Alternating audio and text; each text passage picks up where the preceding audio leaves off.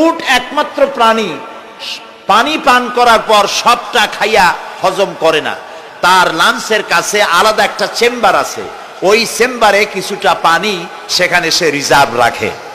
গেল 1 নম্বর।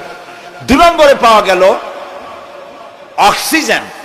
প্রাণী জগৎ বাতাস থেকে অক্সিজেন গ্রহণ করে আর কার্বন ডাই অক্সাইড করে এটাকে বের করে দেয়। উট একমাত্র প্রাণী অক্সিজেন যতটা গ্রহণ করে ততটা ছেড়ে দেয় না, প্রত্যেকে কিছুটা জমা করে রাখার জন্য তার বুকের মধ্যে একটা জায়গা আল্লাহ একটা চেম্বার তৈরি করেছেন, ওখানে অক্সিজেন জমা থাকে, একদিকে পানি আর একদিকে অক্সিজেন শ্বাস প্রশ্বাসের জন্য।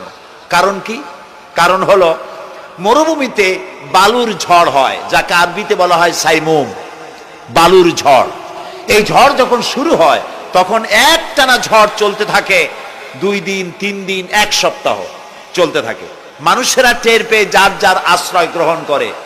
উট তো মরুভূমিতে চড়ে বেড়ায়, সে এইটাকে পালাবে কোথায়? সে বাঁচবে কি করে মরুঝড়ের মধ্যে? বালির ঝড়, বৃষ্টির মতো বালি পড়ে গাড়ি ডুবে যায়, পাহাড় ডুবে যায়, এই অবস্থা হয়ে যায়। উট বাঁচবে কি করে? আল্লাহ রাব্বুল আলামিন উটের দেহ তৈরি করার সময় এমন ব্যবস্থা করে দিলেন, উট যখন টের পায় বালুর ঝড় হবে, সঙ্গে সঙ্গে তার সামনের 2টা পাও দিয়া বালু সরায় দিয়া তার মাথার গলার অর্ধেকটা বালুর মধ্যে ঢুকায় দিয়া 5 দিন 7 দিন যেন থাকতে পারে, পানি আর অক্সিজেনের জন্য সে যেন মারা না যায়। এর জন্য আল্লাহ রাব্বুল আলামিন তার বুকের মধ্যে পানি আর অক্সিজেন রাখার ব্যবস্থা করেছেন। আফালা ইয়ানজুরুনা ইলাল ইবিলি কাইফা খুলিকাত, কেমনে উট বানাইছি দেখো নাই?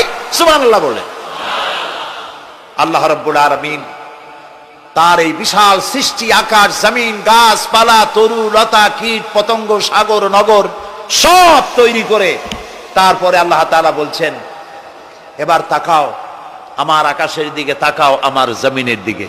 আল্লাযী খালাকা সাবা সামাওয়াতিন তিবাকা মা তারা ফি খালকির রহমানি মিন তাফাউত। তাকাও আমার আকাশের দিকে, তাকাও আমার জমিনের দিকে। আল্লাহর নাম আল্লাহ, বলেন তো। আল্লাহ নয়, কিন্তু আল্লাহ হচ্ছে অশুদ্ধ, শুদ্ধ হচ্ছে আল্লাহ। বলার সময় মুখটা গোল হয়ে যাবে।